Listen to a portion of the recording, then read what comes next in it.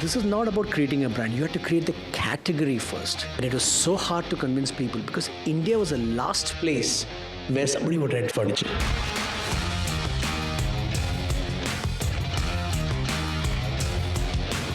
I think you disrupted your own life first. Correct. You had the career that a lot of people aspire to. The corporate world was not for me. I thought I was not smart enough. I'm not clever enough to work in a structured environment, but I am clearly clever enough to start a business. I don't think business and entrepreneurship is about being clever. I think business and entrepreneurship is about perseverance and patience. There will be a lot of hurdles. You will lose your hair. Let's talk a bit about the origin story and the journey over there. How did that begin? I called up all these relocation companies, the ones who get expats from abroad. They entertain me. So I went to them with a PowerPoint presentation. I did not have furniture. It's just the presentation. So it was funny. Somehow managed to convince some of them. What was that sort of initial period of convincing investors? Finance 101, go and take debt. The biggest mistake I made in my life. Debt is not for the initial stage of a startup. You need some domain expertise as well. I don't have an MBA. I don't have any furniture background. I come from a South Indian family which is only into education. My mother still thinks this is the biggest mistake that I've made. Still not managed to convince her. No.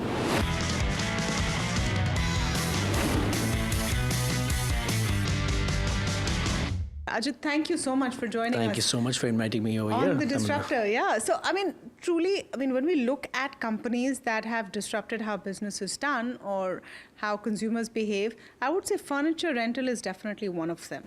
I believe so too. New relatively in India, but not so much around the world. And hence the disruption by itself. And it was so hard to convince people because India was the last place where somebody would rent furniture. Because India used to be an owning country, saving country. My mother was not believing in this particular idea. So this is the last country where rental furniture would have worked.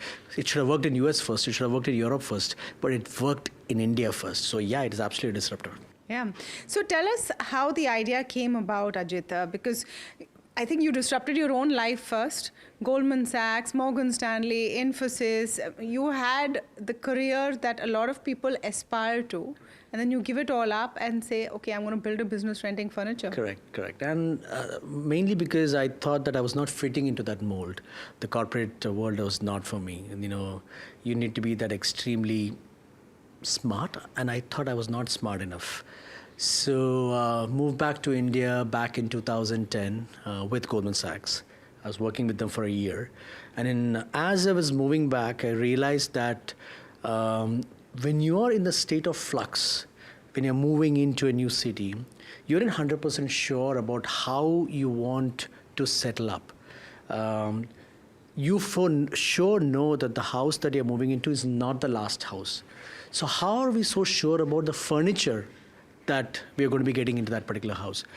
So same thing happened to me. I was in the US, so coming back to India, I was not sure whether I'm going to stay back in India or move back to the US. I had that option. So had Furlenco happened then, I would have definitely rented from them. But it was not there, and hence the idea was born. So it is just pure serendipitous. Somebody had to create that in India. No, I want to go back to the bit where you're saying you left this corporate lifestyle and corporate path because you thought you weren't clever enough. Something that is not ringing right because you thought, I'm not clever enough to work in a structured environment, but I am clearly clever enough to start a business where in a market where one doesn't exist. Let me explain, Tamanna. I don't think business and entrepreneurship is about being clever. I think business and entrepreneurship is about perseverance and patience. It is not an IIT 3-hour exam or a CAT 3-hour exam that you need to crack it and you need to get 99 percentile. No. Neither did I crack IIT nor did I crack CAT, right? This is about doing the same boring thing again and again and again and again, and you will finally succeed. That's what I mean. It took me 14 years. 2011 is when I started this. It's 2025. Now we're profitable and going places. But it takes that kind of a time. So there will be a lot of hurdles. You will lose your hair. You will not be able to pay salaries. You will find yourself very, very lonely at times. It is not a 3-hour exam. You need to be smart. You can't be stupid. Of course, you can't be stupid. You can't be naive. That I agree. But you don't need to be super clever. Because at least this business, my business is not about artificial intelligence, let me be honest. The person who's coding for artificial intelligence, yeah, he's particularly smart. This kind of a business, what I call is the first world businesses, where physical goods are being delivered. It's more about perseverance and patience. I mean, that's what I learned. So what was that sort of initial period of convincing investors? You had to start with your own money, I'm sure. Because no one would invest in this for a while. Absolutely, nobody. Till they figure out कि ये business है क्या भाई? आप बनाओगे furniture, खरीद के दोगे, क्या करोगे? Yeah, I mean, I started this when Flipkart was just beginning to rise up. The easier business would have been to take offline furniture sales online, which is where companies like Urban Ladder and all that got funding. Yeah. We were way ahead of the times when we started this, right? So it was not meant to be per se. Because here's the difference. This is not about creating a brand. You have to create the category first. It is like saying that there are only owned homes in the city, you are starting rental homes. The concept didn't exist. So you have to go and tell people that, hey, we exist and you need rental furniture. The natural question is, who rents furniture? Even now, I do get the question, who rents furniture? But then now we have about 1.5 lakh homes renting from us. Over 10 lakh homes have used us and given back furniture to us. So absolutely there is a use. But just that, this is the way I explain to people. Are you thinking about going to the moon right now? You're not, because there is no viable way to get to the moon.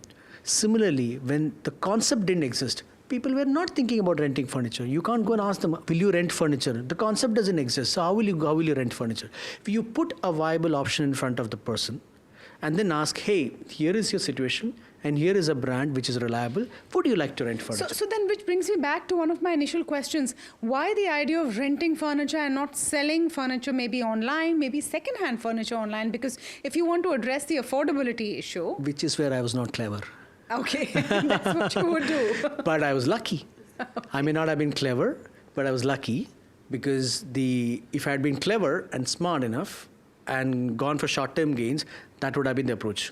Take furniture sales online. But all of them have died since then, those companies. This is the company which actually disrupted at the end of the day because this concept didn't exist. So this is a blue ocean strategy.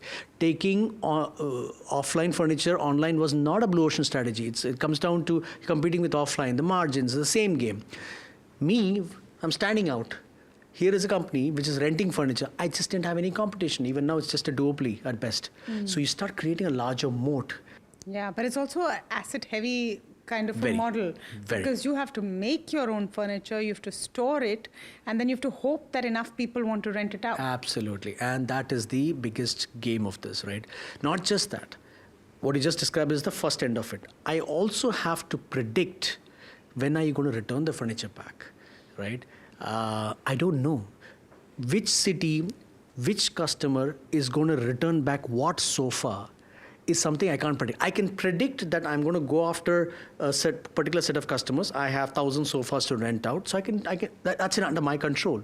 But I can't predict that 1,000 sofas are going to be returned back by XYZ customers in these locations, in these cities. And hence, how do you manage the inventory? Because you have 1,000 sofas going out, you have 200 sofas coming back. So literally you need only 800 sofas extra. So you have to manufacture only 800. How do you predict that? Those are the algorithms that we have cracked in the past 14 years. And that's a very difficult algorithm to crack. And hence the moat.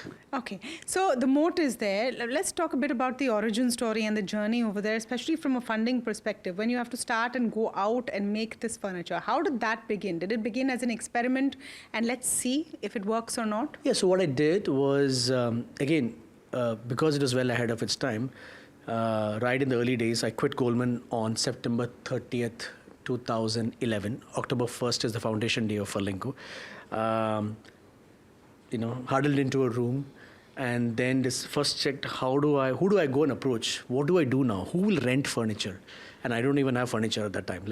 You need to have furniture, you need to have a showroom, you need to have customers. All of this has to come together. So what I did was I called up all these relocation companies, the ones who get expats from abroad to India.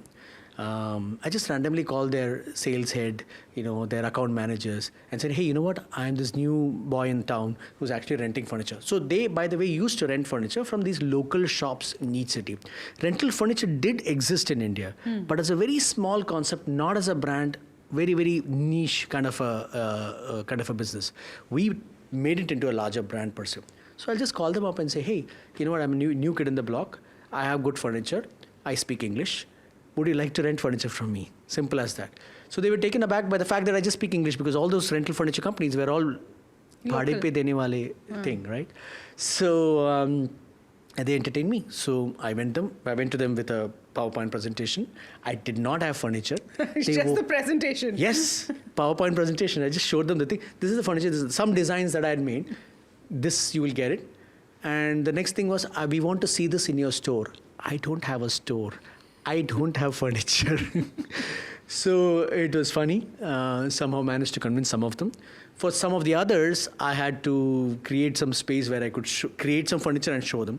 And those were all very, very interesting times, because I had no idea whether I'm going to get these orders or not. But managed to convert the first company, then managed to convert the second company. I started getting regular expat orders. These are high-end orders, 1 lakh, 2 lakh, 3 lakh. It's literally the rent of the furniture is equal to, what you would buy it for, literally of that kind of a nature. So slowly started. So that quality of furniture. That quality of furniture and lots of furniture, huge villas. So very different clientele, right? It is not India renting. It was expats renting, foreigners renting, right? It is a completely different thing. So that's how I started.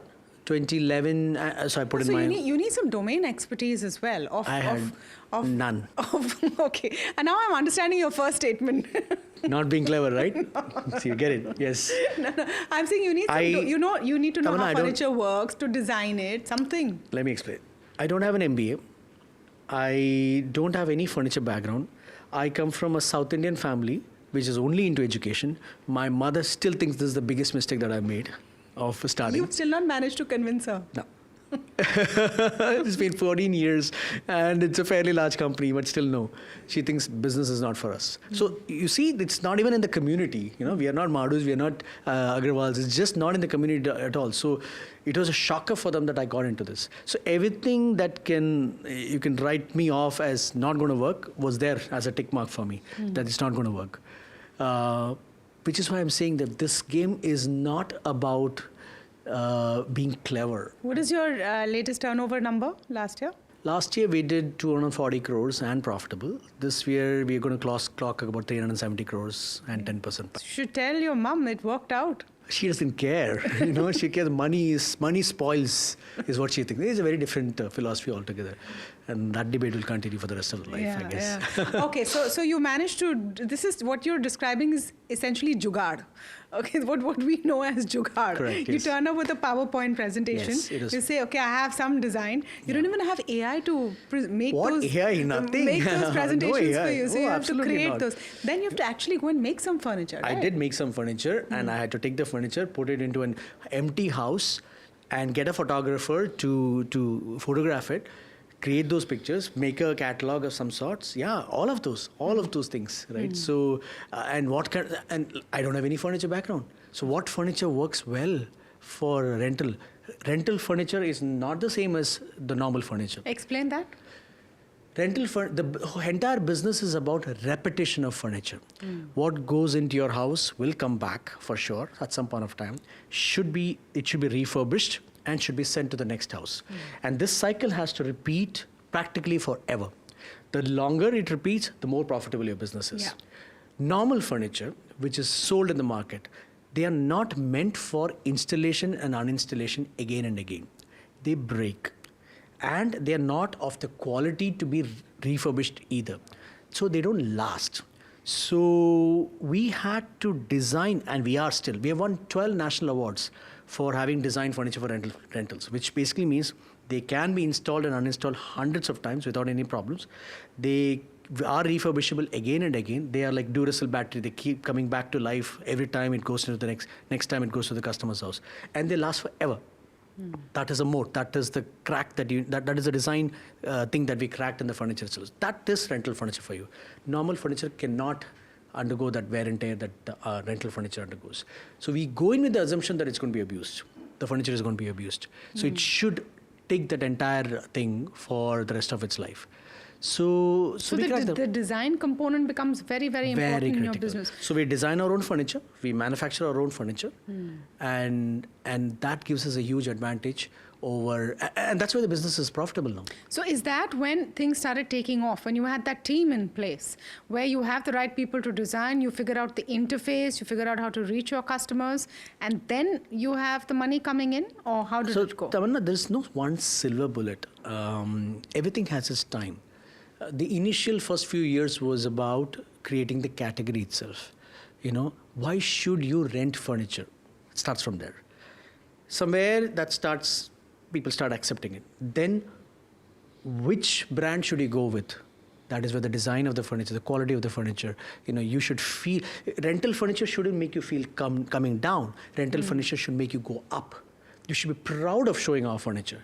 That is when you really achieved it, So what's the difference between a bad hotel room versus an Oberoi or a Taj? Because you know that you're walking into a nice room. So when we thought about Furlenco, we said you should love our furniture. It should elevate you as a person, right? So those are some of the elements that we brought into the business. So that was the second stage of it.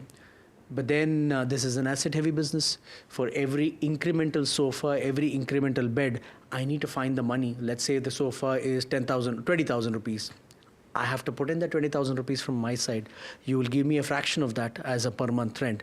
Who will fund this 20,000 rupees? So you take Finance 101, go and take debt.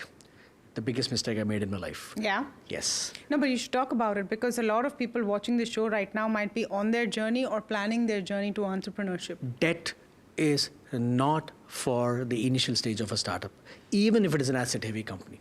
Put in your equity. If you're going to die, you're going to die. That's it. But with debt, it's a sure shot death.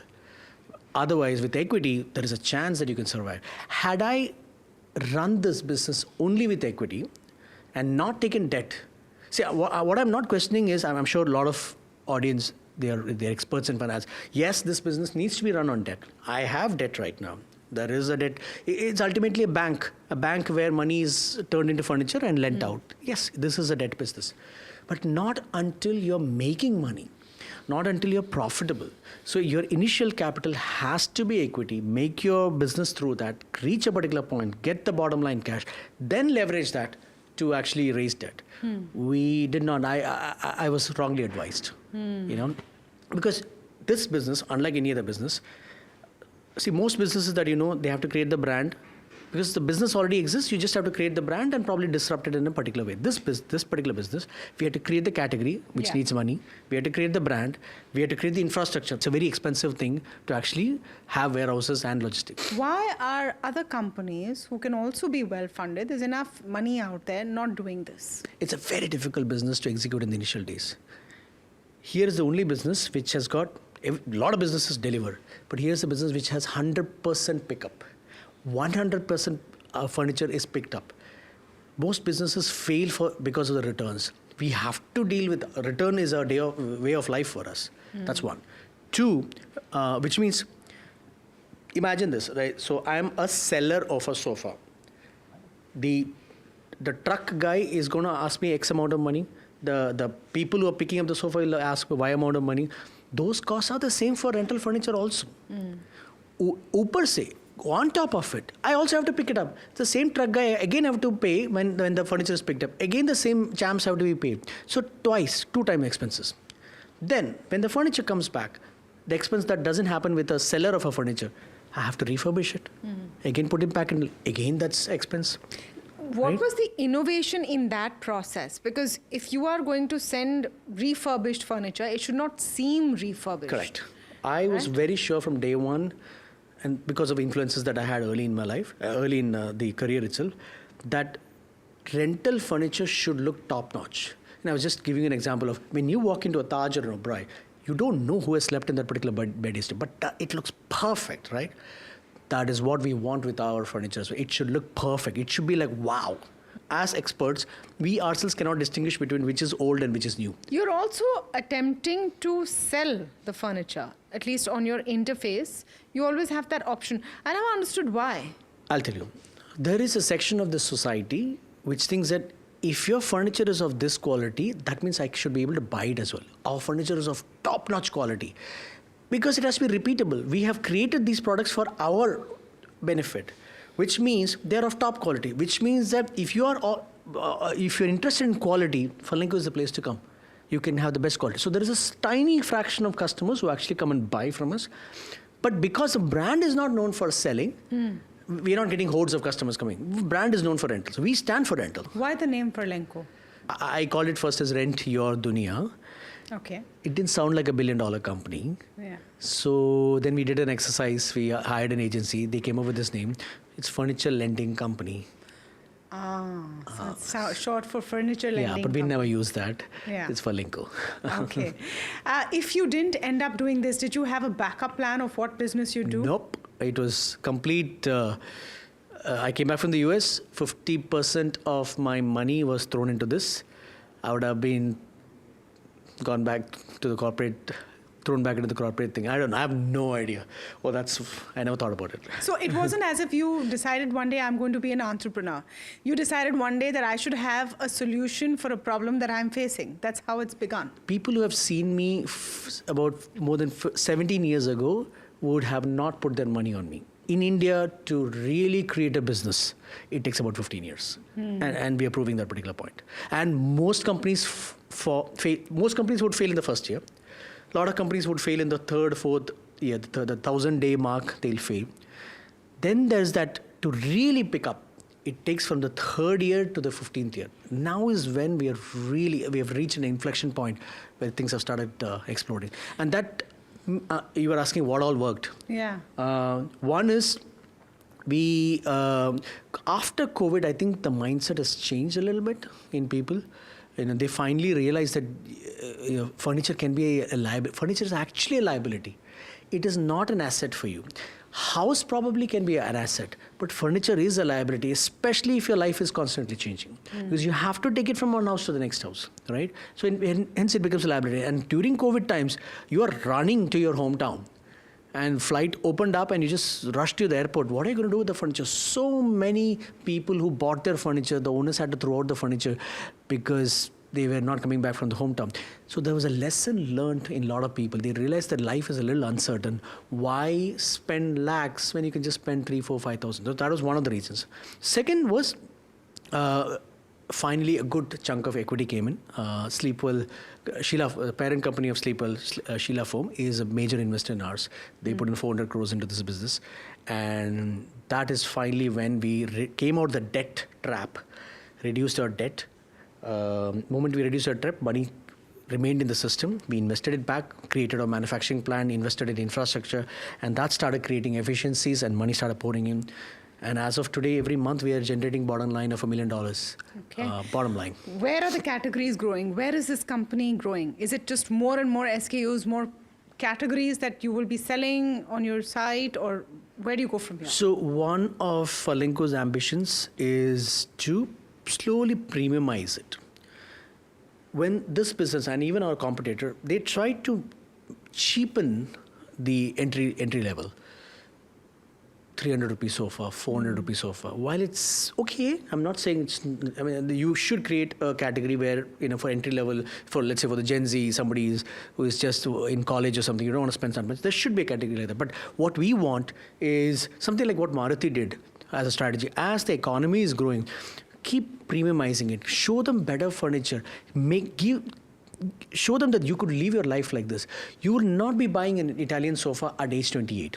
It costs a lot of money, but can you rent it from us? And let's say, so right now for about 5,000-6,000 rupees per month, you can furnish your entire 3-bedroom hall kitchen, including appliances. Now that, according to me, in India right now, in the top 100 million, it is affordable, right? So, but can I push that boundary a little bit? Maybe a 7,000 or 8,000. Can I get you a 65-inch TV in your house? Can I get an Italian sofa in your house? Start premiumizing it. So that's one angle. The other angle, we recently launched Kids. Kids is so. Rental furniture is more of life constantly changing, so why get stuck with furniture? That's the idea of rental furniture. Kid is definitely going to grow, outgrow. Why buy the crib and the cradle and the bunk bed, which they deserve it. You should give it to them. But you try buying all of them. What are you going to do after they grow? They will outgrow. My kids outgrew them, at some point of time. So why buy into them? And so join the kids program of Furlenco. Take the crib first, then the cradle or whatever.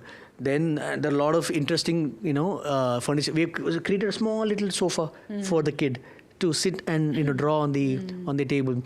Create all these things, and they will be done with it after some point. They will not use it after some time. Give it back, take it. Now the second kid is born. Get a bunk bed.